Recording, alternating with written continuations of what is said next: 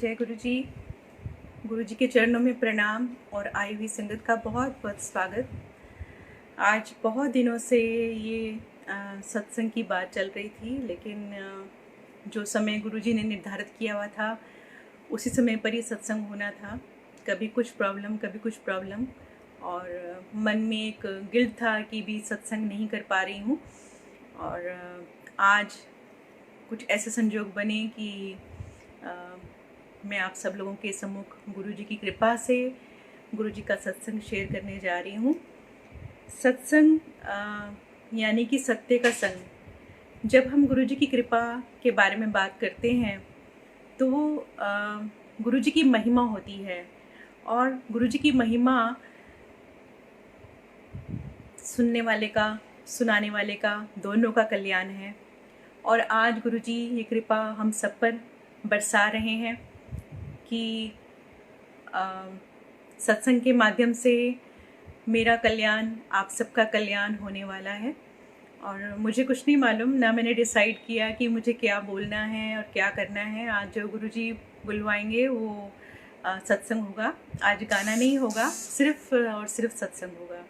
क्योंकि जब मैं गाना गाती हूँ तो उसमें आधा ध्यान मेरा गाने की तरफ होता है और सत्संग छूट जाते हैं कई, जो मैं आपको बताना चाहती हूँ कि गुरुजी ने इतनी कृपा हम सब पर, मेरे परिवार पर, मेरे रिश्तेदारों पर, मेरे फ्रेंड्स पर, जो गुरुजी के पास आए भी नहीं हैं और गुरुजी ने उनको हमारे थ्रू जुड़वाया और गुरुजी ने उनको भी ब्लेस किया। तो ये नहीं है कि गुरुजी ने वो गुरुजी के पास नहीं आए या उन्होंने गुरुजी को नहीं देखा तो वो ब्लेस नहीं हो पाए। वो सभी उतने ही इक्वली ब्लेस्ड हुए। और कई संगत जिनको मैंने जोड़ा गुरुजी से, गुरुजी की कृपा से, और वो मुझसे भी ज़्यादा गुरुजी के साथ कनेक्ट हो गए। और आज मैं उनसे बहुत कुछ सीखती हूँ कि वो कितना गुरुजी को मानते हैं, कितनी श्रद्धा है उनके अंदर गुरुजी के प्रति। तो ये सब गुरुजी की महिमा है और गुरुजी ही अपने से अपने भक्त को जोड़ते हैं। और उन्होंने चुना होता है कि किसको जोड़ना है, किसको नहीं जोड़ना है। कईयों को हम लेकर गए गुरुजी के दरबार, और जब गुरुजी फिजिकल फॉर्म में थे तब भी हम उनको बोलते रहे कि चलो चलो चलो, लेकिन उनके नसीब में नहीं था, नहीं जा पाए। और उसके बाद जब वो गए भी गुरुजी के दरबार में तो कुछ नहीं हासिल हुआ। तो ये सब अपने कर्माज हैं, अपनी अपनी जर्नी है, और गुरुजी का भी उसमें रोल है कि वो किसको जोड़ना चाहते हैं, किसको नहीं जोड़ना चाहते, या कब उनके ऊपर कृपा बरसानी है, कब उनमें वो उतनी पात्रता आई है कि वो गुरुजी से जुड़ पाएँ। ये सब गुरुजी पर है और हम उन्हीं पर छोड़ देते हैं, उन्हीं से विनती करते हैं कि वो सब पर अपनी कृपा बरसाएं जो जो उनकी शरण में आ रहा है।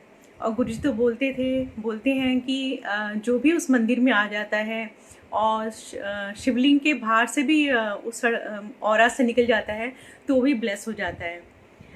मैं थोड़ी नर्वस हो जाती हूँ जब कैमरा मेरे सामने आता है, क्योंकि गाते समय तो हमारी आंखें बंद होती हैं, लेकिन इस समय जब अपने आप को देख के बोलना तो बड़ा अजीब सा लगता है, तो इसलिए मैं थोड़ा अवॉइड करती हूँ ऐसा सत्संग। मैं शुरू करूँगी जब मैं गुरुजी से मिली उस सत्संग से, क्योंकि वो घड़ियाँ हम नहीं भूल पाते हैं कि हम गुरुजी से कैसे मिले। मैं गुड़गांव शिफ्ट हुई तो मैंने एक पार्लर जाना शुरू किया, और नूतन आंटी के पार्लर में हम लोग जाते थे। नूतन आंटी हमेशा अपने गुरुजी के बारे में, उनकी कृपा के बारे में सत्संग हमें सुनाते थे, लेकिन हम तब इतना गुरु के बारे में नहीं पता था। गुरु शब्द क्या है, गुरु की वैल्यू क्या होती है, नहीं पता था। तो हम ये भी इसलिए भी अवॉइड करते थे कि हम किसी और गुरु को मानते हैं तो हम कैसे मतलब कहीं और जा सकते हैं। और दूसरा ये था कि हम साईं बाबा कृष्ण की पूजा करते थे, तो हम कैसे उन सबको छोड़कर, अपने जो रिचुअल्स उनको छोड़कर फिर किसी एक संत के पास चले जाएं। और बैक स्टोरी ये भी थी कि बहुत सारे जो थे एस्ट्रोलॉजर्स बाबा, उन लोगों ने हमें किसी ना किसी तरीके से इतना लूट लिया था कि अब हमारे में वो हिम्मत नहीं थी कि हम किसी और की शरण में जाएं। तो आंटी वो 3 साल तक सत्संग सुनाते रहे। तो एक दिन ऐसे मेरे मन में आया कि क्यों ना हम गुरुजी की शरण में चलते हैं। उनके दर्शन कर लें गुरुजी के। वो इतना आंटी अपने गुरुजी के बारे में बताते हैं। तो लेकिन अंकल को कैसे मनाती, तो उन्होंने कहा कि मैंने गुरुजी अंकल को बोला कि हम ना नूतन के गुरुजी के पास चले, आज जैसे मेरा बर्थडे है वैसे मनाने देना। इन्होंने बोला कि भी तू अपना प्रॉमिस तोड़ रही है, तो आज चलूँगा, आज के बाद कभी नहीं जाऊँगा। और ऐसे करके हम लोग उस दिन हमने प्लान किया कि हम शाम को गुरुजी के पास चलेंगे। तो उस दिन में मैं कभी सोती नहीं थी, और उस दिन पता नहीं क्या हुआ, गुरुजी की कृपा से मुझे दिन में नींद आ गई और मैं सो गई। और मैं छोटे मंदिर एम्पायर स्टेट पहुंच जाती हूँ ड्रीम में, और वहाँ गुरुजी एक सुंदर चोले में गोल्डन सिंहासन के ऊपर बैठे हुए हैं, और एक ओमकार और ओम लाइट में ब्लिंक कर रही है, और ऊपर एक गोल्डन ईगल घूम रहा है आसमान में। तो मेरे को लगता है कि जहाँ हम जाने वाले हैं ये वही जगह है जहाँ हम पहुँचने वाले हैं। मेरी आँख खुलती है और मैं तैयार होके नूतन आंटी को लेके कार में अपने बैठते हैं। तो मैं उनसे बोलती हूँ कि भाई आंटी, जहाँ हम जा रहे हैं वहाँ ये सब है क्या? तो आंटी बोलती है कि मैंने तेरे को गुरुजी के बारे में बताया है, लेकिन मंदिर के बारे में तो मैंने तुझे कुछ नहीं बताया। फिर तुझे कैसे मालूम चला? मैंने कहा आंटी ऐसे ऐसे मेरे को आज जो है सपना आया दिन में, और कभी भी मैं सोती नहीं हूँ, आज पता नहीं कैसे हो गया। तो आंटी कहने लगे तेरे को गुरुजी ने दर्शन दे दिए, लेकिन मैंने उसको एक कोइंसिडेंस की तरह लिया कि चलो ठीक है, ड्रीम आया और हमने देखा और ठीक है। जब हम गुरुजी के पास पहुँचे तो गुरुजी एक सेटी में बैठे हुए थे, और उस सेटी पर गुरुजी ने वो वैसा चोला नहीं पहना था, एक कैजुअल वियरिंग थी उनकी, और जॉगिंग शूज़ पहने हुए थे, और सेटी पे ऊपर पैर करके बैठे हुए थे। तो उन्होंने ऐसे देखा और पूछने लगे कौन है? तो नूतन आंटी बोलने की मेरी फ्रेंड हैगी। तो गुरुजी कहते कच्ची पक्की? तो उन्होंने बोला पक्की। तो गुरुजी हंसे, फिर कहते की कर देने? तो हमने कहा गुरुजी हम गाना गाते हैं। केहो जा गाते हो? हमने कहा गुरुजी कैसे बताएं, ये तो आप सुनोगे तो मालूम चलेगा। तो गुरुजी कहते चंगा बह जा, कितने तो रहने वाला है? तो इन्होंने बोला गुरुजी मैं जम्मू दा। तो मुझे कहने लगे तू तो अंबाले चंडीगढ़ दे कोल दी सरदारनी हैगी। तो मेरे ना एकदम रोंगटे खड़े हो गए कि ये बात जो थी वो मेरे इन लॉज तक को नहीं मालूम थी कि मैं एक अडॉप्टेड बच्चा हूँ और मैं सिख बॉर्न हूँ। इसके बारे में किसी को नहीं पता था, और जो मेरी स्कूल टाइम फ्रेंड्स थी वो सब बिछड़ चुकी थी, किसी से मेरा कोई लिंक नहीं था। तो मैं सोचते सोचते बैठ गई कि शायद मैंने नूतन आंटी को अपनी कोई पर्सनल लाइफ के बारे में बात करी है। फिर मेरे को लगा नहीं, मैं तो कभी उनसे कोई बात करती नहीं हूँ, मेरा तो काम शुरू रहता है और वही सत्संग करती रहती हैं गुरुजी के बारे में। तो मुझे मालूम नहीं था कि मैं जिस दरबार में आई हूँ वो गुरुजी स्वयं एक भगवान हैं, साक्षात भगवान हैं। समझ नहीं थी। इतने में एक सेवादार आए, उन्होंने मुझे चाय प्रसाद दिया और हम लोग बैठ गए और चाय प्रसाद पीने लगे। चाय प्रसाद पीते पीते मेरी एक बहुत पुरानी प्रॉब्लम थी, उसमें मुझे बहुत रिलीफ मिलने लगा। मैंने सोचा इसमें लौंग दालचीनी डली हुई है, इसलिए ये फिर से मतलब जब मैं इसको पी रही हूँ तो मेरे को रिलीफ मिलेगा, और जब ये मैं नहीं पीऊँगी तो फिर दोबारा मुझे वही तकलीफ़ हो जाएगी। लेकिन उस दिन के बाद से लेके आज तक मुझे कभी भी वो प्रॉब्लम दोबारा नहीं हुई। तो इस बात पे तो जय गुरुजी है, क्योंकि गुरुजी ने इतनी कृपा करी, और मुझे उस समय समझ नहीं थी कि चाय प्रसाद जो है वही मेरा जो है ये औषधि है। और बहुत अच्छा लगा, इतना अच्छा इन्वायरमेंट था, शब्द चल रहे थे, गुरुजी बार बार देख रहे थे, कभी म्यूज़िक के साथ अपनी उंगलियां चलाते थे, कभी इधर देखते थे कभी उधर देखते थे। अच्छा लगा। वहाँ से हम जैसे लंगर आया तो लंगर करने पर बच्चों ने थोड़ा मेरे को तंग किया कि भी ये कहाँ आ गए, आपने तो कहा था कि बर्थडे है तो हम कहीं सेलिब्रेट करेंगे और ये तो लंगर है। और उसके बाद मुझे जो लंगर करने के टाइम पर सीट मिल गई, किसी 3 बच्चे और थे किसी के, और मेरी फैमिली अलग हो गई, और 4 की थाली आई, उसमें हमने लंगर शेयर किया। तो उसमें मिर्ची थी, अदरक के टुकड़े थे, और ये बहुत स्पाइसी लग रहा था मुझे। और बच्चे उस मिर्ची को देख के ना, जो कुछ किसी और के बच्चे थे, उन्होंने मेरी तरफ देखा कि भी वो कैसे खाएं। तो मेरे को लगा कि छोटे छोटे बच्चे हैं, ये मिर्ची कैसे खाएंगे। तो मैंने सोचा कि पहले मैं इस मिर्ची को फिनिश कर देती हूँ, उसके बाद मैं कुछ और साथ में खा लूँगी। तो जब मैंने एक बाइट उस मिर्ची की रोटी में लपेट के ली, तो मेरे तो आँखों से, गाल से, नाक से एकदम धुआं निकलना शुरू हो गया, इतनी मिर्चें थी, तो पानी आना शुरू हो गया, हिचकी लग गई और मेरे को लगा कोई पानी लेकर आएगा मेरे लिए, लेकिन गुरुजी मुस्कुराते रहे मुझे देखकर और कोई पानी नहीं आया, वहाँ पे पानी सर्व नहीं हुआ। और मैं चुपचाप मैंने थोड़ा सा जो मीठा था वो खाया, मीठा प्रसाद। और उसके बाद हम लोग दोबारा लाइन में लगे, हाथ धो के हमें लगा कि चलो लंगर हो गया, अब यहाँ से चलते हैं। हम भागने लगे तो किसी ने बोला, नहीं आंटी अंकल आपको ना ये गुरुजी से आज्ञा लेके फिर जाना है। तो हम फिर दोबारा लाइन में लगे तो मैंने मत्था टेका। गुरुजी कहते ऐश करो आंटी। तो मैंने गुरुजी को ऐसा देखा, फिर अंकल ने मत्था टेका तो गुरुजी कहते वीरवार नू आई तो 5.25 ग्राम का सोने का ओम बना के ले आई। हमने एक दूसरे को देखा कि भी हम तो फिर से लुट गए हैं, क्योंकि सारे बाबा कुछ ना कुछ दान दक्षिणा में ऐसा कुछ मांगते थे, तो कुछ होता था नहीं। तो अंकल ने सोचा कि भी ये तो इसने फिर मेरे को फंसा दिया। हमारी पूरे रास्ते झगड़ा होता रहा और हम घर आ गए। घर आके हमने डिसाइड किया था कि हम नहीं जाएंगे दोबारा, लेकिन सुबह उठते ही नूतन आंटी का फ़ोन आ गया। वो कहने लगी तू बहुत ब्लेस्ड है, जैसे गुरुजी ने इतनी बातें करी, मेरे इतने रिश्तेदार आ रहे हैं, 14 साल से आते हैं, कोई होशियारपुर से आता है, कोई कहीं से आता है, इतनी दूर से आते हैं और गुरुजी उनको ऐसे ऐसे करके निकाल देते हैं आगे, और बात भी नहीं करते, बैठने के लिए भी नहीं कहते हैं। और जैसे पहली बार में गुरुजी ने इतनी सारी बातें करी हैं। मैंने कहा वो सब ठीक है नूतन, लेकिन मैं शायद नहीं जा पाऊँगी। तो उसने कहा नहीं आंटी आपको ये करना ही पड़ेगा। उस समय मेरे को आंटी अंकल का पता नहीं था कि आंटी अंकल बोलते हैं। तो उसने बोला सदा आपको ये करना पड़ेगा। तो हमने सोचा कि भी कोई वहम ना रह जाए, तो हमने लड़ते झगड़ते उस सोने का ओम बनाया और गुरुजी के पास वीरवार को पहुँचे। तो गुरुजी ने हमें लाइन में देखा और कहने लगे ले आई। हमने कहा हाँ जी। तो हमने सोचा कि भी गुरुजी को याद है कि इनसे ये ओम लेना है। तो जैसे ही अंकल ने वो ओम गुरुजी को दिया तो गुरुजी ने पूछा डेट ऑफ बर्थ की है, इनकी तरफ देख के बोला तो इन्होंने अपना डेट ऑफ बर्थ बताया। तो गुरुजी कहने लगे मंडे नू काले धागे विच पाके एनू गले विच पा लें। तो हमें मतलब लगा कि गुरुजी ने तो ब्लेस करके दे दिया, शायद ये कुछ नज़र वज़र का होगा या कुछ होगा।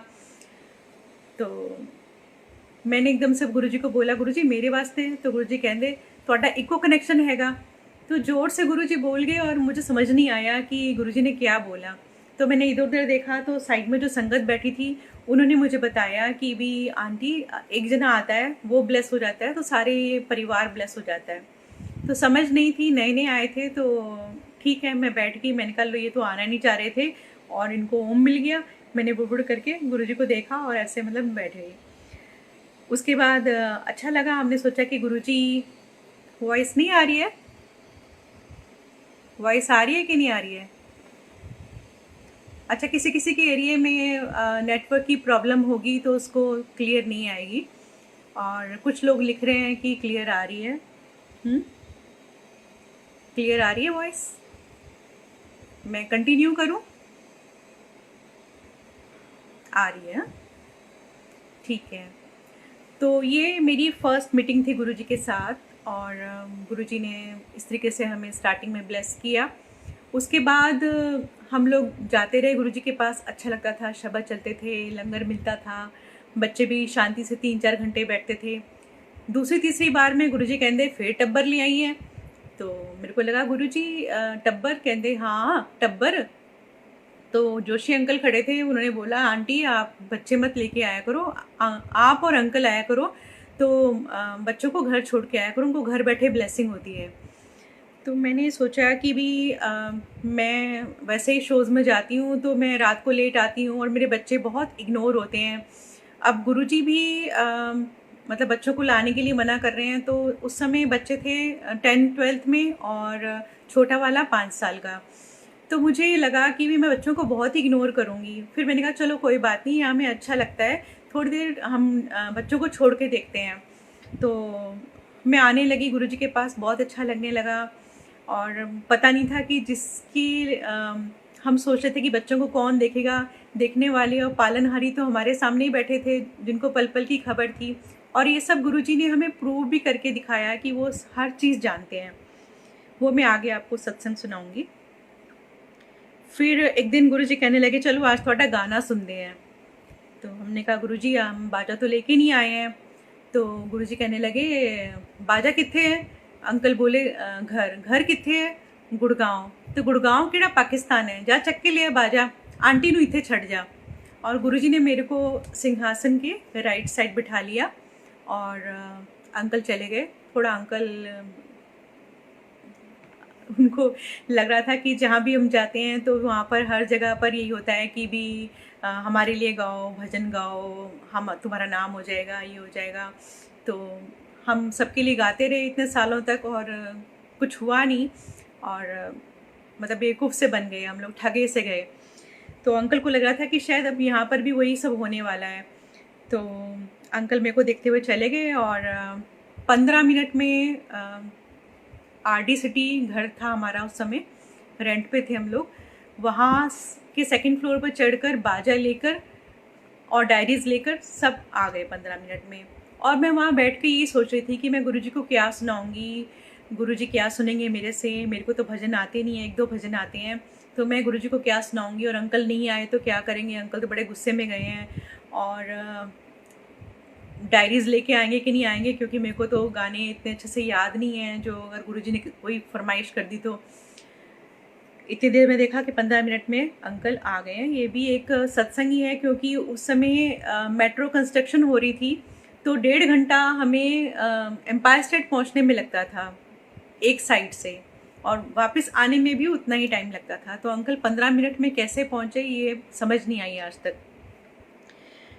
तो गुरुजी ने इशारा करके पूछा ले आए? हमने कहा हाँ जी। तो गुरुजी कहते हैं कि अभी रुक जाओ, जब मैं कहूँगा तब निकालना बाजा। हम चुपचाप बैठ गए।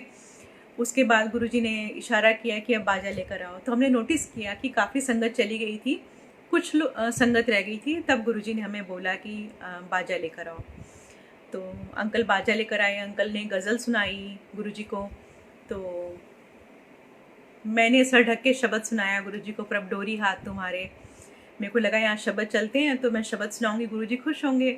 तो मैंने कहा गुरुजी मैं भजन सुनाऊं नेक्स्ट जब बारी आई तो गुरुजी कहते मैं शब्द भजन सुन सुन के बोर हो गया, तो मैंने कोई लता दा गाना सुना चंगा जया, ओल्ड जया। तो अब मैं थोड़ी नर्वस हो गई कि मैं गुरुजी को क्या सुनाऊं इस दरबार में, लता जी का ऐसा कौन सा गाना सुनाऊं, कोई ऐसा तो सुना नहीं सकती।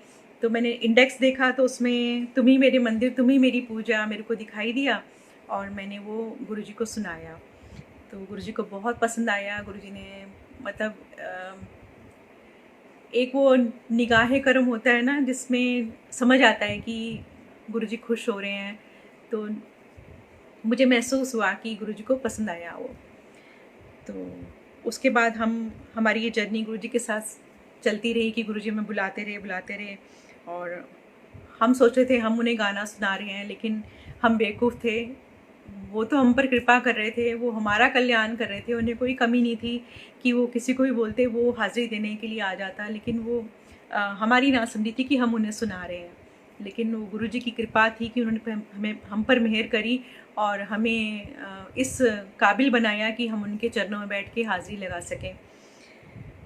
फिर उसके बाद क्या हुआ कि अंकल को इतनी नहीं आ रही थी कि मतलब वो अभी थोड़ा उलझन में थे कि ये कैसे गुरु हैं कैसे नहीं हैं।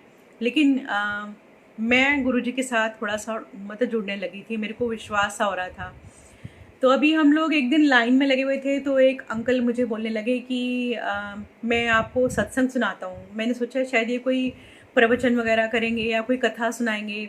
फिर मैंने सोचा ये लाइन में खड़े खड़े क्या कथा सुनाएंगे। कहने लगे कि मैं डॉक्टर हूँ और मैं एम्स में डॉक्टर हूँ और मैं थायराइड का डॉक्टर हूँ और मुझे अस्थमा है, लेकिन मैं दवाई नहीं खाता हूँ और मैं गुरुजी का लंगर खाता हूँ और ठीक हो जाता हूँ। तो हमें ना थोड़ी सी मन ही मन हंसी आई। हमने एक दूसरे को देखा, हस्बैंड वाइफ की एक अंडरस्टैंडिंग होती है। तो मैंने इनको देखा, इन्होंने मेरे को देखा और हमने घर जाके ना मतलब थोड़ा वो किया कि भी ये क्या हुआ, ये मतलब हमें बुद्धू बना रहे हैं कि भी बिना दवाई के कैसे ठीक हो सकते हैं। हमें समझ नहीं थी। और नूतन ने जो हमें सत्संग सुनाए थे आंटी ने, तो वो भी हमने अनसुने कर दिए थे, कभी उस पर इतना गौर नहीं किया था। तो समझ नहीं थी और उन सब चीज़ों के लिए हम गुरुजी से माफ़ी भी मांगते हैं कि भी हमें क्षमा करें।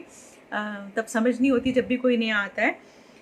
उसके बाद गुरुजी ने, जैसे होता है ना कि प्रत्यक्ष को प्रमाण की ज़रूरत नहीं होती है, बहुत सारी ऐसी लीलाएं करी हमारे साथ कि मेरे को तो सोचने पे मजबूर होना पड़ा कि गुरुजी कुछ ना कुछ मतलब ऐसा शक्ति है कि जो, लेकिन अंकल समझ नहीं पा रहे थे।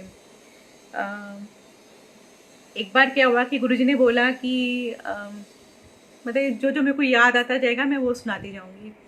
एक बार गुरुजी ने बोला कि वीरवार को आओ, तो मैंने आंटी को मना कर दिया कि मैं गुरुजी को कैसे बोलूं कि मैं तो वीरवार को साईं मंदिर में गाती हूँ और वहाँ पर भी संगत वेट करती है, तो अच्छा नहीं लगता कि हम एक जगह जा रहे हैं तो दूसरी जगह को अवॉइड कर दें। मेरा ऐसा नेचर नहीं है। तो आंटी कहने की जैसे तेरी मर्जी। तो मैं बच्चों के साथ वीरवार को वहाँ गई साईं मंदिर। तो उस दिन पता नहीं क्या हुआ कि वो मंदिर वाली आंटी थोड़ा गुस्से से बोले और कहने लगे आज से यहाँ पे गाना वाना नहीं होगा, भजन नहीं होंगे, यहाँ पर ऐसा होगा वैसा होगा। किसी का गुस्सा उन्होंने मुझ पर निकाल दिया और मना कर दिया बाजा खोलने से भी। तो बड़ा इंसल्टिंग सा लगा, बच्चों का बड़ा दिल टूटा क्योंकि वहाँ पालकी निकलती थी बाबा की, मैं बाबा के साथ बहुत अटैच थी और एक बॉन्डिंग सी थी मेरी बाबा के साथ, तो बहुत दिल टूटा।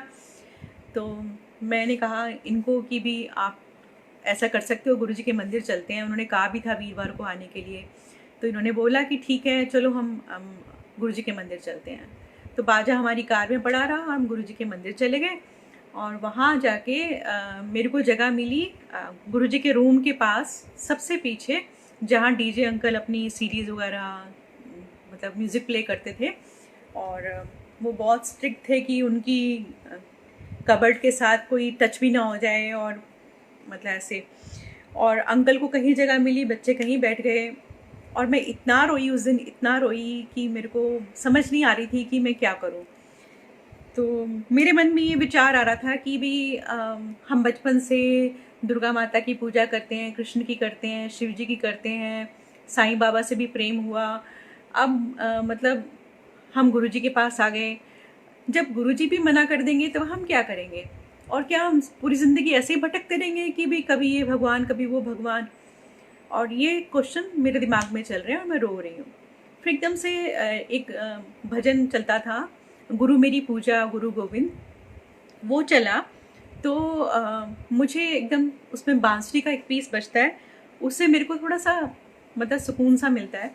और मैं सोचती हूँ गुरुजी क्या सोचेंगे कि मतलब मेरे दरबार में बैठ के मतलब ऐसे रो रही है, और बहुत ऑड फील हो रहा होगा।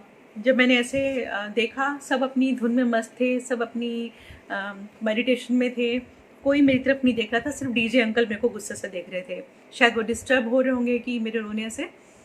तो मैंने गुरुजी के सिंहासन की तरफ देखा चुपके से, तो मेरे को वहाँ पर कृष्ण भगवान दिखाई दिए, काली मूर्ति, गोल्डन फ्लूट, गोल्डन आईज, इतने सुंदर भगवान। और ऐसा लग रहा था कि फ्लूट वहीं से बज रहा है जो शब्द में चल रहा है। तो मैंने सोचा कि शायद मतलब मेरा अभी जो दिमाग है वो ठीक नहीं है, और मैं बाबा के लिए साथ बहुत सेंटिमेंटल थे, मेरे सेंटिमेंट्स थे मेरे। तो मैं उन्हीं के बारे में सोच रही थी, और शायद ही क्या कोई थॉट प्रोसेस मेरा ऐसा हो गया है। मुझे समझ नहीं थी कि गुरुजी भगवान है। तो कई बार गुरुजी दिखाई दिए, कई बार कृष्ण भगवान, कई बार गुरुजी, फिर कृष्ण भगवान। तो मैंने सोचा यार ये कृष्ण भगवान दिख रहे हैं मुझे, कहीं बाबा दिखते तो कितना अच्छा लगता है, क्योंकि मैं तो बाबा के लिए रो रही हूँ। और वही हुआ कि मुझे वहाँ गुरुजी बाबा में कन्वर्ट हुए, और वही गोल्डन मुकुट, पत्थर की मार्बल की मूर्ति, और बाबा वहाँ पर मेरे को दिखाई दिए। तब भी समझ नहीं आई, और मैंने लंगर किया। उसके बाद हाथ धो के जब गुरु जी से आज्ञा मांगने आई, तो गुरु जी कहते फिर हो गए दर्शन। तो मैं समझ नहीं पाई कि गुरु जी उन्हीं दर्शन की बात कर रहे हैं, या पता नहीं गुरु जी ने एक पर्दा डाला हुआ था कि हमारी बुद्धि जो है ना वो काम ही ना करे। तो मेरी बुद्धि ने बिल्कुल काम नहीं किया, मैंने मत्था टेका और मैं चली गई।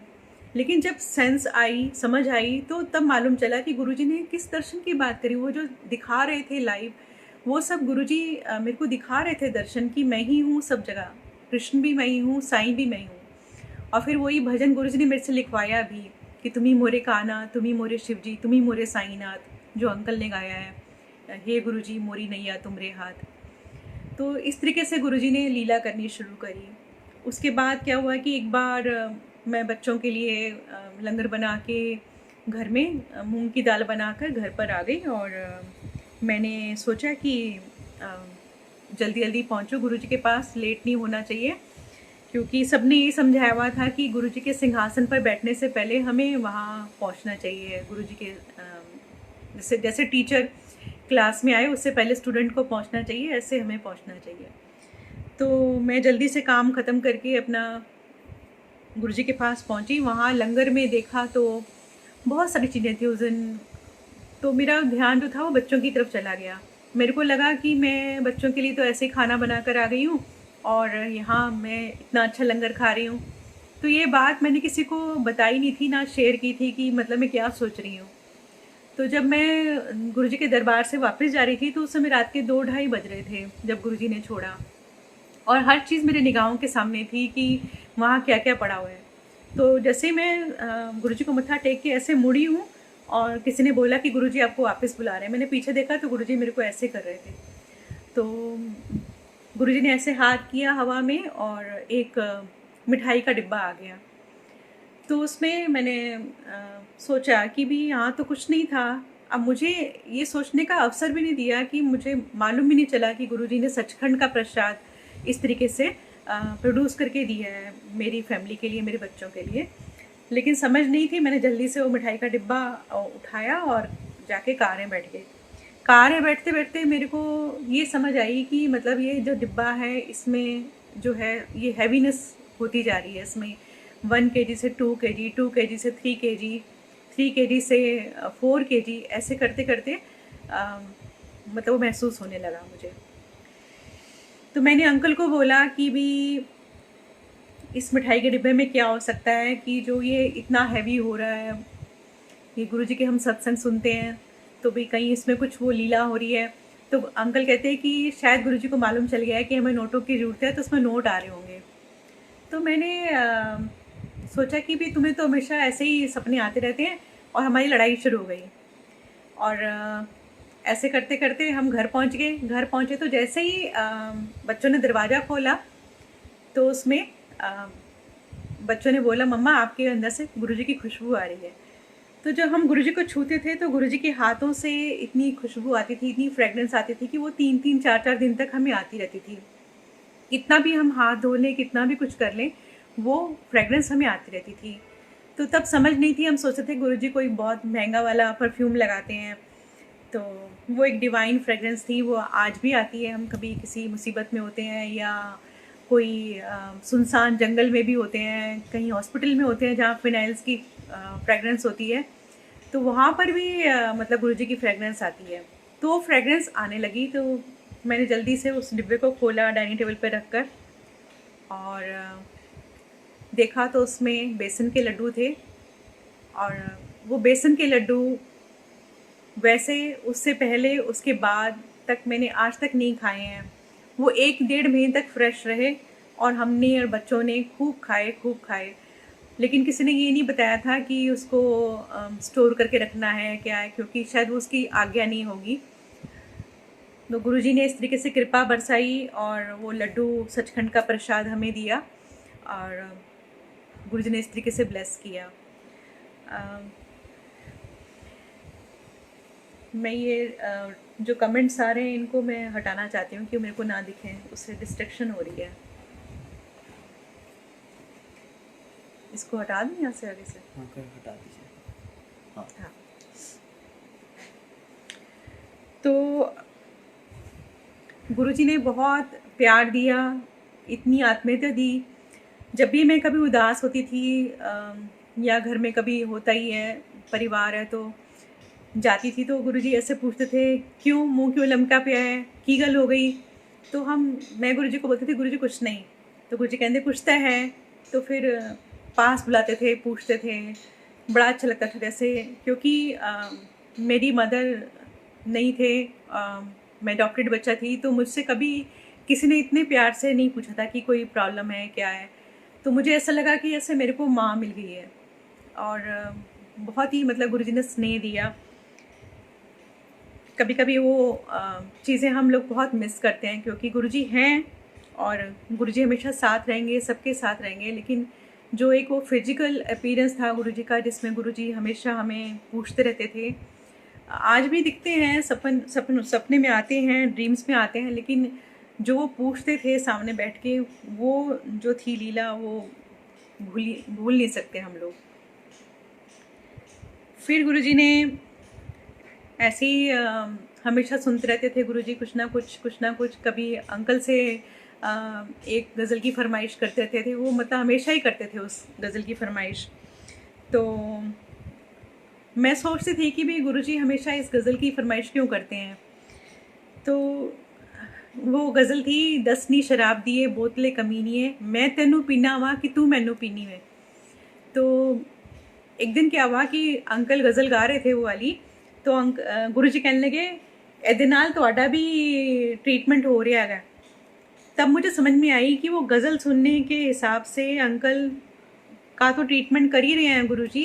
5-6 लोग और थे जो कि जिनको एडिक्शन थी अल्कोहल की, उनका भी गुरुजी उस समय ट्रीटमेंट कर रहे थे वो गज़ल सुनकर। तब मुझे समझ में आई कि बार बार गुरुजी क्यों ये गज़ल सुन रहे हैं, क्योंकि जब गुरु कोई काम करते हैं, वो जैसे कई बार कोई गाना डबल लगाते थे गुरुजी, उससे कई संगत को दोबारा नचवाते थे। तो गुरुजी की लीला वही समझ सकते हैं कि वो किस समय किसका क्या कल्याण कर रहे हैं। तो हमें इतना दिमाग भी नहीं लगाना था, लेकिन फिर भी कई बार सोच आ जाती है कि गुरुजी बार बार एक ही गज़ल की क्यों फरमाइश कर रहे हैं। तो मालूम चला कि भी ये इसलिए कर रहे हैं कि भी वो ट्रीटमेंट गुरुजी कर रहे थे सबका। फिर क्या हुआ कि ऐसे ही चलता रहा और गुरुजी कृपा बरसाते रहे। कई बार बोलते थे गुरुजी की बाजा कर लो, नोट नहीं छापने, बाजा कर लो, कैसेटा नहीं हिट करानी है। तो उस समय कैसेट का ज़माना तो था नहीं, तो सीडीज़ आ गई थी। लेकिन आप देखिए कि जो जो गुरुजी ने बोला वो सब आज सिद्ध हो रहा है, जो गुरुजी ने बोला। फिर एक दिन बैठे हुए थे हम लोग गुरुजी के पास, दीवार से एकदम टेक लगा के बैठे थे हम लोग, गुरुजी सिंहासन पर थे। गुरुजी वहीं से बोले, क्यों मुँह लमका के बैठे हो दोनों। तो हम ना घुटने घुटने चल के गुरुजी के पास पहुंच गए। तो अंकल कहने लगे कि गुरुजी मेरे को 25 साल हो गए और मेरा नाम नहीं हुआ। तो गुरुजी कहते मेरे को तो हो नहीं आया ना, हाल रुक जा 1.5-2 साल। अंकल ने मेरी तरफ देखा, कहते हैं अभी 1.5-2 साल मतलब अभी और रुकना पड़ेगा। तो चुप हो गए। उसके बाद जब बाजा निकाला, गाए, संगत ने ताली बजाई, तो गुरुजी खुश हुए। गुरुजी कहने लगे जा, संगत ने सुन लिया, तेरा नाम हो गया। अंकल मुझे कार में बैठ के बोलते हैं 20-25 तो लोग बैठे हैं और इनके सुनने से क्या नाम हो जाएगा। आज आप देखिए कि संगत कितनी बढ़ गई है, और जो जो गुरुजी ने भजन गवाए हैं, मंत्र जाप गवाया है, वो पूरे विश्व में प्ले हो रहा है और सारी संगत की ब्लेसिंग मिल रही है, उनका प्यार मिल रहा है। और सभी जानते हैं कि सदा आंटी, मासूम अंकल गुरुजी के ब्लेस सिंगर हैं। इससे बड़ी और खुशी क्या हो सकती है कि गुरुजी ने इतना ब्लेस किया, इतना प्यार दिया, और आप सब लोगों का भी प्यार मिल रहा है, और इतना सब कुछ गुरुजी ने ब्लेस किया। एक बार क्या था कि मैं गा रही थी, तो इन्होंने मेरे को बोला कल बच्चों का एग्ज़ाम है। तो इन्होंने बोला गुरुजी हम जल्दी चले जाएं, बच्चों के एग्ज़ाम हैं, बोर्ड के एग्ज़ाम शुरू हो रहे हैं। तो गुरुजी कहते गांधी रहे, तेरे बच्चे हो जाएंगे पास। घर जाके जब मैं पहुंची तो मैंने देखा कि टीवी गर्म है और रात के 2 बज रहे हैं। मैंने सोचा गुरुजी ये तो कल एसएसटी का पेपर है, और 2 बजे रात के बच्चे अगर टीवी देख रहे थे तो कल क्या पेपर देंगे। और जब मार्क लिस्ट आई, रिज़ल्ट आया, तो उसी सब्जेक्ट में सबसे ज़्यादा अच्छे मार्क्स थे एसएसटी में। तो ये गुरुजी की लीला है और गुरुजी की कृपा है कि वो कुछ भी कर सकते हैं। और बच्चे पास भी हो गए, अब सेटल भी हो रहे हैं, और छोटे वाला बच्चा भी अब कॉलेज में आ गया है। तो गुरुजी की कृपा से जो जो गुरुजी ने बोला वो सब कुछ सिद्ध होता चला गया। और फिर गुरुजी ने हमें बुलाया शिवरात्रि पर। गुरुजी ने बोला कि बड़े मंदिर आना और वहाँ पर आपको मतलब बाजा लेकर आना है, लेकिन जब मैं बोलूँगा तब बाजा निकालना है। हमने कहा ठीक है। तो शिवरात्रि पर हम पहुँचे गुरुजी के मंदिर। तो वहाँ पर पहली बार हमने गुरुजी का मंदिर देखा, बहुत ही अच्छा हो रहा था। हल्की हल्की बारिश हो रही थी, फरवरी का महीना था, 12 फरवरी थी शायद उस साल। और हमने बाजा पार्किंग में छोड़ दिया था, कार के अंदर और अंदर चले गए। काफ़ी देर हो गई, गुरुजी ने हमें गाने के लिए कहा ही नहीं। तो अंकल ना बहुत थका हुआ फील कर रहे थे कि अब 1 बज रहा है, रात का 12-1 बज रहे हैं और अब मैं क्या गाऊँगा, गुरुजी तो बुला ही नहीं रहे हैं। तो इतने में गुरुजी ने कहा कि भी बाजा लेकर आओ। फिर बाजा लेकर आए और अंकल कुछ सोच रहे थे कि भी पता नहीं गुरुजी सुन रहे हैं कि नहीं सुन रहे, क्योंकि जब अंकल गाने लगे तो मुरली मनोहर जोशी जी वो गुरुजी की चरण सेवा कर रहे थे। तो अंकल ने सोचा कि पता नहीं गुरुजी सुन रहे हैं कि नहीं सुन रहे। मैं घर में होता तो मैं शिवरात्रि किसी और तरीके से मनाता। तो गुरुजी ने एकदम से इनकी तरफ देखा और कहने लगे कल जाके 2 बियर ला लें, तेरी शुगर नॉर्मल करती है। तो मैंने सोचा गुरुजी कैसे गुरुजी हैं, ये मंदिर में बैठकर और बियर की बात कर रहे हैं। और मुझे नहीं पता था कि जो अंकल की मन में चल रहा है वो गुरुजी आंसर कर रहे हैं। तो जब हम कार में बैठे तो अंकल कहने लगे यार गुरुजी तो माइंड रीड कर लेते हैं, मैं ये सोच रहा था और गुरुजी ने ऐसा जवाब दे दिया। तो मैंने कहा तुम मंदिर में बैठ के ये सब सोचते हो और गुरुजी भी ऐसे गुरुजी हैं कि मंदिर में बैठ के ऐसी बातें कर रहे हैं। तो मुझे नहीं मालूम था कि वो अंकल का ट्रीटमेंट है किसी चीज़ का, जो गुरुजी ने उस दिन उनको बोला और गुरुजी ने उनको ब्लेस किया उस चीज़ के लिए। और वो चीज़ हमें बाद में समझ में आती है जब गुरुजी की लीला हो जाती है। वो कई सत्संग ऐसे होते हैं जो तब समझ में नहीं आते हैं लेकिन बाद में आते हैं। और ये इस तरीके से गुरुजी ने कृपा करी। फिर उसके बाद गुरुजी ने बैसाखी पर हमें बड़े मंदिर बुलाया। उस दिन उससे पहले मैं गुरुजी के सामने मेरे को कभी भी माइक नहीं मिला था और सिर्फ हम नीचे बैठ के ऐसे गुरुजी के पास बैठ के गाते थे बाजा लेके, हम दोनों हस्बैंड वाइफ। और उस दिन मेरे को माइक मिला तो गुरुजी ने मेरे को बोला लता का गाना सुना, कोई उड़ जा।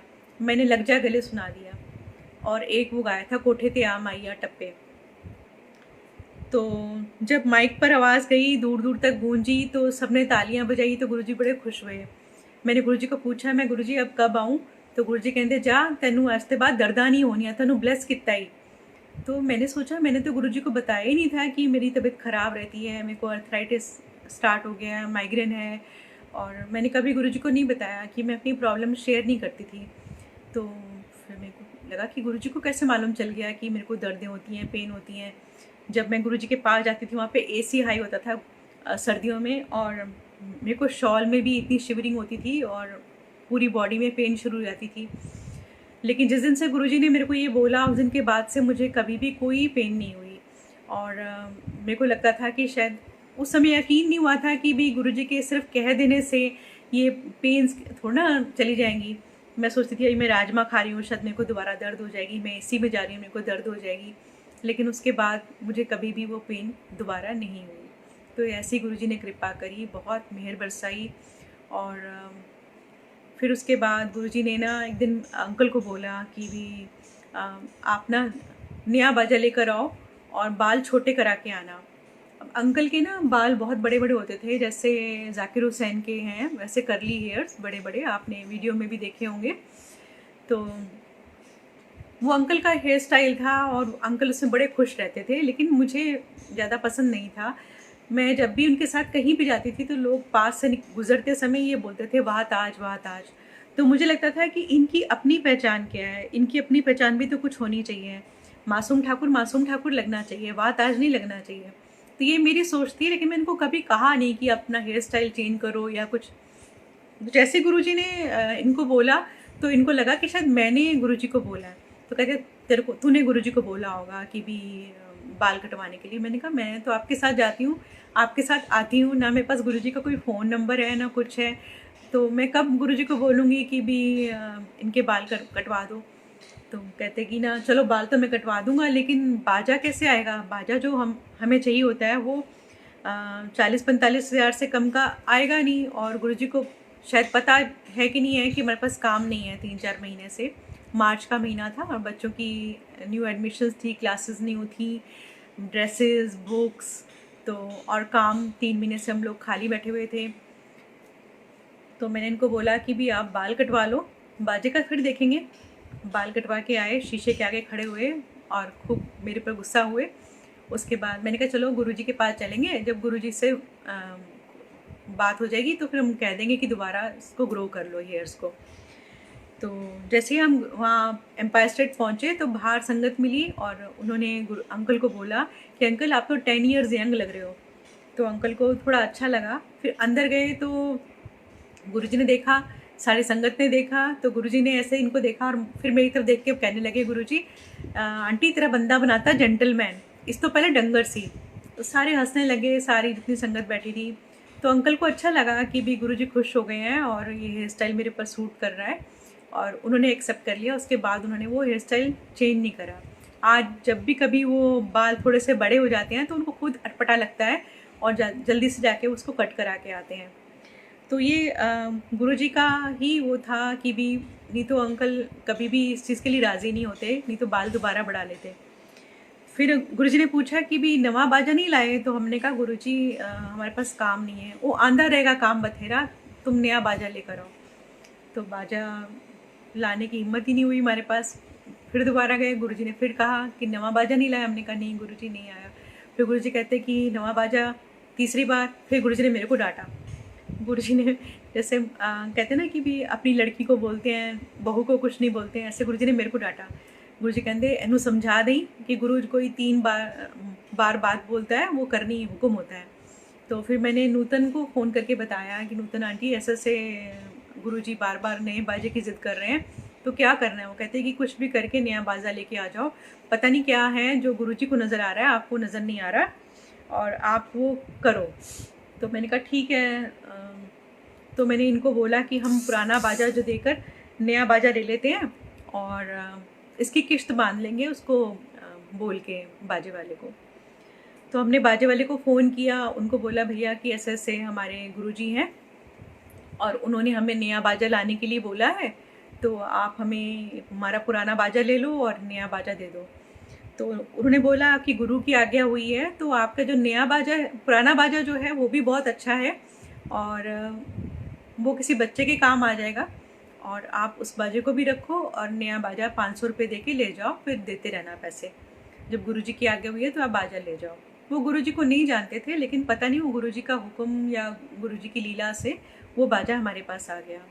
अब बाजा आ गया तो कोई ना कोई मेहमान हमारे घर आता था, उसके साथ उसके बच्चे होते थे, परिवार होता था पूरा। तो जब हम बोलते थे कि हम गुरुजी के पास जा रहे हैं तो वो सब तैयार हो जाते थे कि हम भी चलते हैं गुरुजी के पास। कौन गुरु हैं, क्या हैं, तो हम डर जाते थे कि गुरुजी हमें डांटेंगे कि हमारे बच्चे अलाउड नहीं है, और उनके पूरी बच्चे फ़ौज तैयार हो जाती थी कि चलते हैं गुरुजी के पास। तो हम अवॉइड करते थे और हम उनको बोलते थे कि आज गुरुजी नहीं बैठे हैं, ऐसे झूठ बोल देते थे। तो क्योंकि बच्चे उनके बहुत शैतान थे और वो जाते तो गुरुजी बहुत डिस्टर्ब होते, तो हम इसलिए अवॉइड कर रहे थे। करते करते क्या हुआ, 24 मई, 25 मई, 26 मई हो गई। 27 मई को मुझे बहुत ही गुस्सा आया। मैंने कहा इतने दिन से बाजा आया हुआ है और हम गुरुजी के पास जा ही नहीं पा रहे हैं। तो मैंने अंकल के ऊपर ना गुस्सा किया। मैंने कहा आज के बाद ना मैं तुम्हें कभी नहीं बोलूँगी कि गुरुजी के पास चलो, आज आप किसी तरीके से ये बाजा गुरुजी के पास पहुंचा दो। पता नहीं मेरा मन बहुत वो हो रहा है, और मैंने आपसे कह रही हूँ कि आज के बाद ना आप बोलोगे कि एम्पायर स्टेट चलना है तो मैं जाऊँगी, नहीं तो मैं नहीं जाऊँगी। पता नहीं क्या गुरुजी ने मेरे से वो शब्द निकलवा दिए। तो अंकल कहने लगे ठीक है, कुछ भी मैनेज करके आज चलेंगे। शाम को हम पहुँचे गुरुजी के पास। तो उस दिन गुरुजी बहुत थोड़ा सा मतलब जैसे कुछ अजीब से मूड में थे, और उन्होंने जो जो बातें करी उस समय के लिए वो आज सारी सिद्ध हो रही हैं कि समय ख़राब आ रहा है। और गुरुजी ने बोला कि हुन मट उड़ जाना है, और सबको यहाँ पर इस दरबार में मिलेगा, लेकिन अपने अपने कर्मों के हिसाब से मिलेगा। जैसे जैसे कर्म करोगे, किसी का 1 दिन में कल्याण है, किसी का 2 दिन में, किसी का 2 साल में, किसी को 20 साल भी लग सकते हैं। तो ऐसे ऐसे गुरुजी ने उस दिन बातें करी। तो मेरे को लगा कि आज गुरुजी का मूड ठीक नहीं है, तो शायद बाजा ब्लेस नहीं होगा। और गुरुजी अगर आप पंजाब चले जाओगे तो मैं कैसे आपसे मिलने आऊँगी? मैं तो यहाँ बड़ी मुश्किल से आ पाती हूँ। 100 जंजाल हैं ज़िंदगी के, तो बड़ा मुश्किल है कि आप पंजाब चले जाओगे, तो मैं कैसे इतनी दूर आऊँगी? मेरे मन में ये था कि गुरुजी पंजाब चले जाएंगे, गुरुजी का बर्थ पंजाब का है, तो शायद गुरुजी पंजाब जाने की बात कर रहे हैं। तो गुरुजी ने एकदम से उठे, कुर्ते का बटन ऐसे किया और अपने रूम में चले गए, और उठ के एकदम से बोले नवा बाजा ले आए? हमने कहा हाँ जी। तो गुरुजी कहते तुहानू कादी टेंशन हैगी, तुहानू तो ब्लेस करके जाना है। तो अंकल जल्दी से भागे, बाजा लेकर आए नया वाला, और गुरुजी अंदर गए, चोला चिन करके बाहर आ गए और नीचे बैठ गए कारपेट पे। बाकी संगत जो थी, जिनको गुरुजी ने रोका हुआ था, वो भी बैठ गए। उसके बाद अंकल ने एक गाना सुनाया पंजाबी, और मैं भी पंजाबी गाना तैयार करके ले गई थी। तो मैंने वो सुनाने की कोशिश करने ही लगी थी कि इतने में एक अंकल बोले कि गुरुजी कह रहे हैं कि आप वो गाना सुनाओ जो आपने बड़े मंदिर में बैसाखी के दिन सुनाया था। अब मुझे थोड़ा टाइम लगा सोचने में कि मैंने उस दिन कौन सा गाना सुनाया था। तो मुझे याद आया कि मैंने टप्पे सुनाए थे और लग जा गले सुनाया था। तो फिर मैंने लग जा गले गुरुजी को सुनाया। जब मैं लग जा गले सुना रही थी तो उस समय मेरी गुरुजी से 2 बार आँख मिली। मैं गुरुजी की तरफ गाते समय नहीं देख पाती थी, क्योंकि उनका ऑरा, उनके जो मेरे गाने पे कैसे रिएक्शन हो रहे होंगे वो मैं सब देखना नहीं चाहती थी कि गुरुजी मतलब शर्म थी या क्या सोच लीजिए कि मतलब ज़रूरत नहीं हो पाती थी कि मैं गुरुजी की तरफ उस समय देख पाऊँ। तो उस दिन पता नहीं क्या हुआ कि 2 बार मैंने गुरुजी को ऐसे देख लिया, नहीं तो मैं आंखें झुका के आंखें बंद करके ही गाती थी। 2 बार जब मैंने गुरुजी की तरफ ऐसे देखा तो मुझे ये लगा कि जो ये मैं गाना गा रही हूँ, शायद गुरुजी को पता चल गया है कि मैंने आज अंकल को ये बोला है कि मैं आज के बाद एम्पायर स्टेट नहीं जाऊँगी, अगर आप लेके जाओगे तो जाऊँगी। तो शायद ये गाना गुरुजी मेरे से इसलिए तो नहीं सुन रहे, या गुरुजी पंजाब जा रहे हैं तो मैं गुरुजी से नहीं मिल पाऊँगी। तो मेरे रोंगटे से खड़े होने लगे। हमको मिली हैं आज ये घड़ियाँ नसीब से, जी भर के देख लीजिए हमको करीब से। लेकिन मेरी सोच जो थी वो उस सोच तक जा ही नहीं सकती थी कि क्या होने वाला है और अगले पल क्या होगा, कुछ पता नहीं था।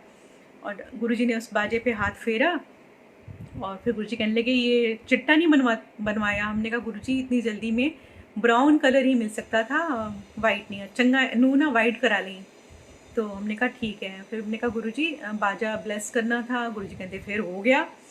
तो हमने सोचा गुरुजी इस पर मंत्र करेंगे, कुछ जल वल छिड़केंगे जैसे और होता था। हमें क्या पता था कि गुरुजी की कृपा से, गुरुजी की दृष्टि मात्र से, उनकी निगाह करम से ही ये मतलब सब कुछ ब्लेस हो जाता है। समझ नहीं थी। तो गुरुजी ने कहा हुन ऐसे करा और फिर हमें आज्ञा दी।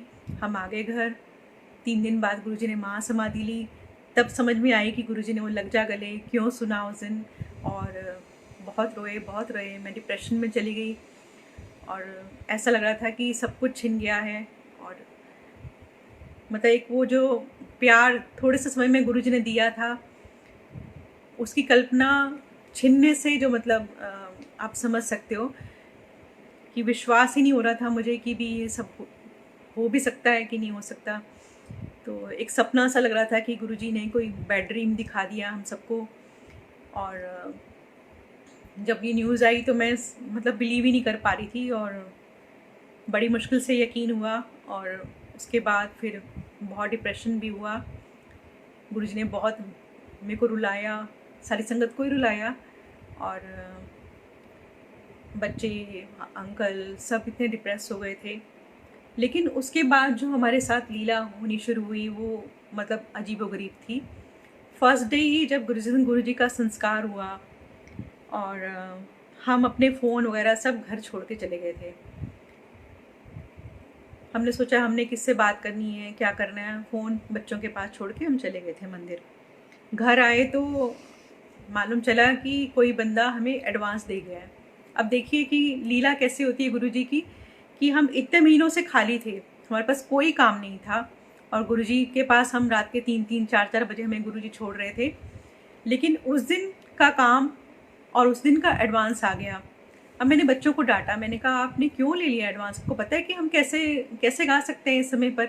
नहीं मम्मा, उन्होंने आप पैसे नहीं थे घर में और उन्होंने बोला कि ये एडवांस है और शाम को मम्मी पापा को वहाँ भेज देना, उनके फ़ोन नहीं मिल रहे थे तो हम इसलिए घर आ गए। बड़ी अजीब सी सिचुएशन हो गई कि भी ये कैसे मतलब करेंगे काम। अब सर विष्णु वगैरह को सबको फ़ोन किया। शाम को हम पहुँचे वहाँ पर, ज़्यादा दूर भी नहीं था, घर के पास ही फंक्शन था। तो वहाँ पहुँचे तो अजीब सा माहौल था। म्यूजिशियन पूछने लगे क्या हो गया आपको, क्या मतलब ये कैसे मतलब ये लग रहे हो आप लोग। तो मैंने उनको बोला कि भी हमारे गुरुजी नहीं रहे हैं तो भी हम कैसे गाएंगे आज, और ये एडवांस बच्चों ने ले लिया है। तो उन्होंने बोला कि भी कोई नहीं, आप थोड़ा सा रिलैक्स करो, 5-10 मिनट अपनी आंखें बंद करके बैठो। तो उधर से पार्टी वाले लोग आए, उन्होंने बोला कि भी आप सिंगर्स हैं, आपको ना हमने अपनी रिक्वेस्ट लिस्ट भेज रहे हैं, तो ये आपने गाना है। अब पहला ही गाना कौन सा उन्होंने हमें दिया, चल रही सजनी अब क्या सोचे, कजरा ना बह जाए रोते रोते। और सारे सैड सॉन्ग जो गुरुजी सुनते थे मेरे से, और वही सारे सॉन्ग मेरे से सुने, लग जा गले भी और सब भी। और इधर मैं रोऊँ स्टेज पे, उधर वो पार्टी के लोग रोए, जिनके घर में खुशी का फंक्शन था। और मतलब गुरुजी ने एक तरह से मेरी रोज़ी भी भेज दी मेरे को, और मेरे को रुलाया भी स्टेज पर। ये ऐसे हैं मेरे गुरुजी। और उसके बाद फिर मतलब गुरुजी ने बहुत सारी लीलाएं करी। मतलब मैं विश्वास नहीं हो रहा था मुझे कि गुरुजी चले गए हैं। तो मैं अपने आप से एक लड़ाई लड़ रही थी। और गुरुजी का एक स्वरूप था मेरे पास, वो हमने रखा हुआ था अपने ड्राइंग रूम में, और उसके आगे बैठ के हम 41 डेज़ मेडिटेशन करते थे। तब हमारे पास कोई शब्द, सीडीज़, ये सब नहीं होता था। तो हम लोग क्या करते थे कि बड़े मंदिर जाते थे, वहाँ पर सुखमनी साहब का पाठ होता था डेली, तो वहाँ जाते थे। तो एक दिन क्या हुआ कि मैं बाथरूम में फिसल गई, और मेरे को लगा कि मैं आज मंदिर नहीं जा पाऊँगी। तो मैंने अंकल को बोला कि भी आप लोगों ने जाना है बड़े मंदिर तो चले जाना, मैं जा नहीं पाऊँगी, मैं बैठ भी नहीं पाऊँगी, मेरी टांग में लग गई है। तो उन्होंने बोला जब तू नहीं जाएगी तो फिर हम भी नहीं जाएंगे। तो मैंने कहा कि फिर हम शाम को ना कड़ा प्रसाद बनाएंगे गुरुजी के लिए, और घर में ही भोग लगाएंगे उनको। और कुछ वो सीडी वगैरह नहीं है, चलो पीटीसी पंजाबी में शब्द लगाते हैं। तो मैं शब्द लगा के गुरुजी के सामने बैठ गई, और ये सब लोग वॉक करने चले गए, बच्चे खेलने चले गए और अंकल वॉक करने चले गए। जब ये लोग आए वापस तो ये कहने लगे मेरे से कि तूने कड़ा प्रसाद बनाया है। मैंने कहा नहीं। तो कहते खुशबू तो आ रही है। तो मैंने कहा नहीं, किसी और ने बनाया होगा मोहल्ले में। तो उसके बाद फिर बच्चे आए, मम्मा कड़ा प्रसाद बनाया आपने? मैंने कहा नहीं, मैंने तो नहीं बनाया। तो एक्चुअली गुरुजी मुझे याद दिला रहे थे कि तूने कड़ा प्रसाद का भोग बोला था सुबह, लेकिन बनाया नहीं। तो ये बच्चे कहने लगे नीचे तो सुबह जब हम आए हैं सीढ़ियों में, तो वहाँ पर एग्स की या बड़ी गंदी सी स्मेल आ रही है। ये हमारे घर में जहाँ पर आप बैठे हो गुरुजी के सामने, वहीं पर आ रही है हलवे का खुशबू। तो मुझे एकदम से याद आया, हमने जल्दी से हलवा प्रसाद बनाया, कड़ा प्रसाद, और गुरुजी को भोग लगाया। तो समझ आने लगी कि गुरुजी किस तरीके से अपनी प्रेजेंस दिखा रहे हैं, और एक तरीके से हमें कोई डायरेक्शन दे रहे हैं। फिर एक दिन क्या था कि मैं गुरुजी के पास बैठ के बहुत ही रो रही थी। और मुझे लग रहा था कि मतलब गुरुजी, मतलब ये एकदम से अचानक कैसे हो गया, कुछ तो आप हिंट देते, कुछ हमें वो करते। तो जब मैं रो रही थी तो बीच वाला मेरा बेटा है, उसने मेरे को बताया मम्मा आप देखो कितना रो रहे हो, गुरुजी को परेशान कर रहे हो। तो मैंने कहा फिर क्या करूं बेटा, मेरे पास कोई और चारा नहीं है। तो उसने कहा कि देखो आप कैलेंडर में देखो, वो गुरुजी ने अपने हाथ से ब्लेसिंग ऑलवेज का कैलेंडर दे रखा था। उसको तब हमने फ्रेम नहीं कराया था, तो वो लगा हुआ था ड्राइंग रूम में। उसमें से गुरुजी के आँख में से ड्रॉप आना शुरू हो गया। तो मैंने कहा ये कैसे हो गया? मैंने कहा तूने तो नहीं लगा दिया कि मेरे को चुप कराने के लिए? कहता नहीं देखो। तो उसने ऐसे यहाँ से गुरुजी की आई साफ़ करी, वहाँ से ड्रॉप गुरुजी के फिर और आने लग गए। तो इस तरीके से मेरे को लगा कि गुरुजी मेरा को रोते हुए नहीं देख पा रहे हैं, तो उन्होंने खुद भी रोना शुरू करा है। तो मैं चुप हो गई। थोड़ी देर में देखती हूँ कि गुरुजी के स्वरूप में यहाँ पर ऐसे पल्स जो है वो चलने लग गई है। तो मेरे को लगा कि ये कैसे हो सकता है कि गुरुजी की पल्स चल रही है।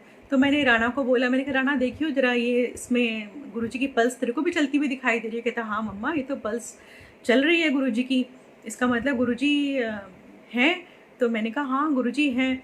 तो फिर हमने कहा ये हम किसी को शेयर करें कि नहीं करें? तो उसने बोला नहीं मम्मा चुप रहो, सब लोग पहले ही आपको पागल पागल बोलते रहते हैं, तो रहने दो, किसी को मत बताओ।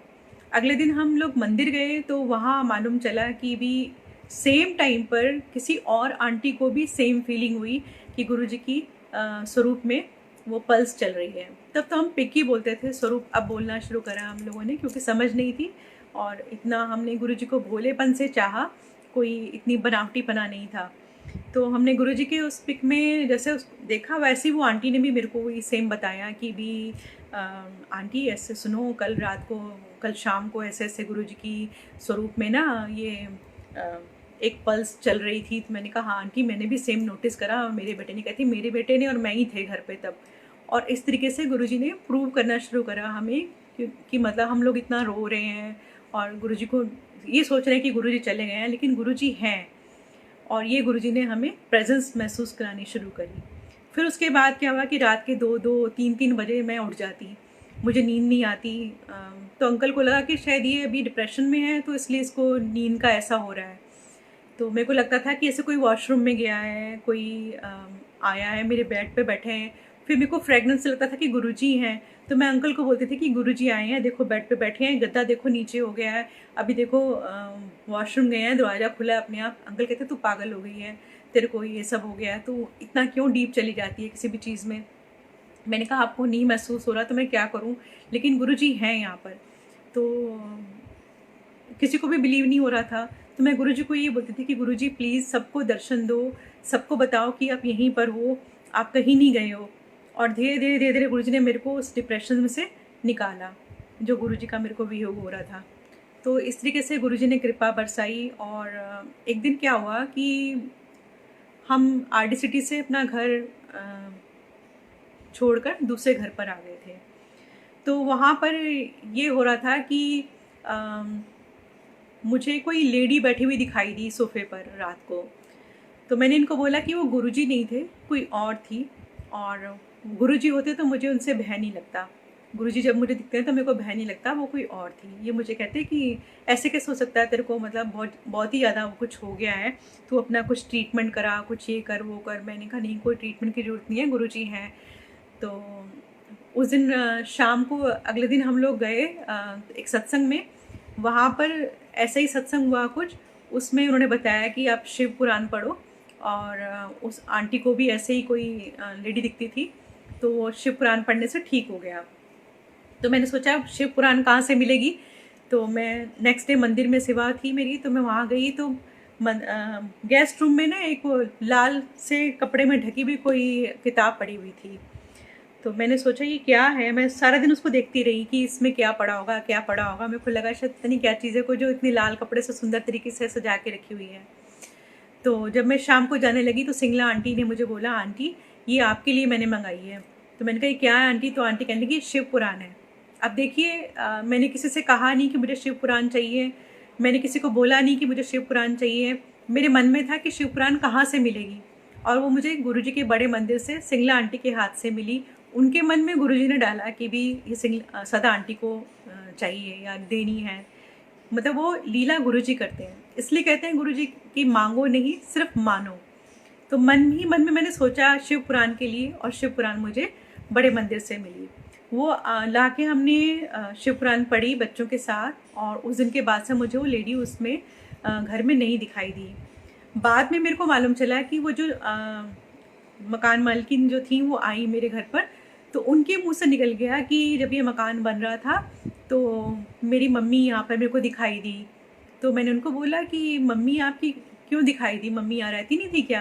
कहती नहीं, मेरी मम्मी की डेथ तो काफ़ी दिन पहले हो गई थी और वो मेरे को यहाँ बालकनी में दिखाई दी थी। तो तब मैं समझ गई। फिर मैंने अंकल को बताया, मैंने कहा देखो आप कह रहे थे ना कि कोई नहीं है, तो उसकी मम्मी उसको दिखाई देती थी, तो वो भी मेरे को दिखाई दी है, और शिव पुराण पढ़ने के बाद से वो नहीं दिखाई दी। तो इस तरीके से गुरुजी किस किस चीज़ का कैसे कैसे कल्याण करते थे। उन आंटी का जो थी वहाँ पर शिव पुराण पढ़ने से उनको मोक्ष प्राप्त हुआ, जो भी हुआ, और मैं उसके बारे में ज़्यादा सोचना भी नहीं चाहती हूँ। और इस तरीके से गुरुजी ने उनका कल्याण किया। ऐसे ही बहुत सारे सत्संग हैं महासमाधि के बाद, जो गुरुजी ने हमें हर पल ये महसूस कराया कि मैं तुम सब लोगों के साथ हूँ। और आज भी गुरुजी साथ हैं, जब भी कोई प्रॉब्लम होती है, कुछ भी है, बस ये है कि हमें थोड़ा सब्र रखना है, धीरज रखना है जैसा समय चल रहा है। क्योंकि गुरुजी बोलते हैं आज भी कि समय बड़ा माड़ा आने वाला है, और वो समय माड़ा, इससे माड़ा क्या आएगा। आप देख ही रहे हो कि बंदा बंदे से नहीं मिल रहा है, और सब चीज़ें बंद हैं, गुरुद्वारे, मंदिर, मस्जिद। तो सिर्फ जो गुरुजी ने कहा था ना कि मेरा तुम्हारे साथ कनेक्शन एक, वो कनेक्शन जोड़ने का टाइम है। वो गुरुजी के साथ अपना कनेक्शन जोड़ो और पल पल उनके पर विश्वास रखो। सत्संग बहुत सारे हैं, खजाना है मेरे पास। और बहुत सारे सत्संग जो गुरुजी के फिजिकल फॉर्म में जब थे तब के भी रह जाते हैं, क्योंकि जो याद आता है वो ही हम सुना पाते हैं, या जो गुरुजी ने सुनाना है इस समय वो हम बोल पाते हैं। और इस तरीके से गुरुजी की जर्नी जो है, आप लोगों की भी गुरुजी के साथ बहुत सारे सत्संग हैं। मैं कोशिश कर रही हूँ कि मैं ये सारे सत्संग लिखूँ और एक बुक में इसको कन्वर्ट करूँ। गुरुजी कहते भी थे कि आप सबके साथ जो भी सत्संग होते हैं वो आप लिख के रखा करो, क्योंकि याद नहीं रहते हैं हमें। क्योंकि हम लोग बहुत सेल्फिश लोग हैं, इंसान हैं, कृपाएं भूल जाते हैं गुरु की, लेकिन वो भूलनी नहीं है, उनको याद रखना है, उनको शेयर करना है, कल्याण करना है गुरुजी ने इन्हीं सत्संगों को सुन सुन के। लेकिन हाँ, भ्रमित मत करो किसी को अपने ऐसे सत्संग सुना के कि संगत कंफ्यूज हो जाए, या प्रवचन देने तरह तरह के, वो मत करो। मंत्र जाप के बारे में आपकी बहुत सारी क्वेरीज आती हैं मेरे पास, मेरा इनबॉक्स भरा रहता है जिसमें आप लोग कंफ्यूज्ड हैं कि मंत्र जाप ये सही है कि नहीं है। एक बात याद रखो कि मंत्र कोई भी हो, अगर आपने उसको मन से किया है, आप वाल्मीकि जी का उदाहरण देखिए, उनको राम राम मंत्र दिया गया था, लेकिन वो डाकू थे, उनको नहीं याद रहा, उन्होंने मरा मरा किया, लेकिन वो भी सिद्ध हुआ, और वो डाकू से एक कितने बड़े सन्यासी बन गए, और उनका जगत में इतिहास में नाम लिखा गया। तो ऐसे ही हमें गुरुजी ने मंत्र जाप दिया है, उसे करें, शब्द सुने और इसको सिद्ध करें, मन से करें। 5 मिनट। जो भी आपको संगत से पता चलता है उसके बारे में भ्रमित मत हों, जो अच्छा आपको लगता है वो आप करते चले जाएं। ये नहीं कि फलानी आंटी ने आपको ये बोल दिया, सदा आंटी ने वो बोल दिया, तो आप ये करें। उसमें से जो अच्छा लगता है आपको वो ले लें, और जिसमें आपको कन्फ्यूज़न लगे उस चीज़ को छोड़ दें। अपने हमेशा मन को पॉजिटिव रखें। ज़िंदगी में बहुत सारी परेशानियाँ आती हैं, आती रहेंगी, क्योंकि ज़िंदगी एक सरल चीज़ नहीं है, वो एक जिगजैग है, उसमें से हमें निकलना ही पड़ेगा। कई बार लोग आपको नेगेटिव बोलेंगे, बहुत कुछ करेंगे, लेकिन आपको पॉजिटिव रहना है, अपने फ़र्ज़ पूरे करने हैं, अपनी सारी जो रिस्पॉन्सिबिलिटीज़ हैं उनको पूरा करना है। तो गुरुजी तभी खुश होते हैं जब गुरुजी कहते भी थे कि अंकल आंटी का, आंटी अंकल का, और फिर वो अपने बच्चों का ध्यान रखें, उस परिवार पर मैं अपनी पूरी कृपा बरसाता हूँ। तो ऐसे ही आप लोग भी चलें और सबका ध्यान रखें, अपने माता पिता की सेवा करें, गुरुजी का नाम जपते रहें, और एक घर में अच्छा सा माहौल बना के रखें। गुरुजी की कृपा आप सब पर बहुत बहुत बरसती रहे। मैं फिर दोबारा आऊँगी, सत्संग जो मेरे रह गए हैं उनको मैं फिर शेयर करूँगी। और आज मैं एक बेटे की वजह से यहाँ पर आई हूँ, जिसका बहुत मन था, उसको मैं बर्थडे विश करना चाहती हूँ। अक्स, हैप्पी बर्थडे बेटा। और आपकी बहुत इच्छा थी, गुरुजी ने पूरी करी है, और मेरे को बहुत शर्मिंदा हूँ कि मैं बहुत दिनों बाद आई हूँ, क्योंकि मेरी थोड़ी आइज़ में प्रॉब्लम हो गई थी, अभी भी थोड़ी थोड़ी स्वेलिंग है, और इसलिए मैं सत्संग नहीं कर पाई थी इतने दिन तक। तो थैंक यू सो मच। गुरुजी का भी शुक्राना, गुरुजी का, कि मुझे सत्संग करने का मौका मिला। आप सब पर बहुत सारी ब्लेसिंग्स बनी रहें गुरुजी की, और आपका श्रद्धा विश्वास बना रहे, और ये बुरा दौर, बुरा समय जो है वो आप अपने घर परिवार में रह के सही से, प्यार से, मोहब्बत से और गुरुजी की कृपा से खुशी खुशी लाते हैं। जय गुरु जी।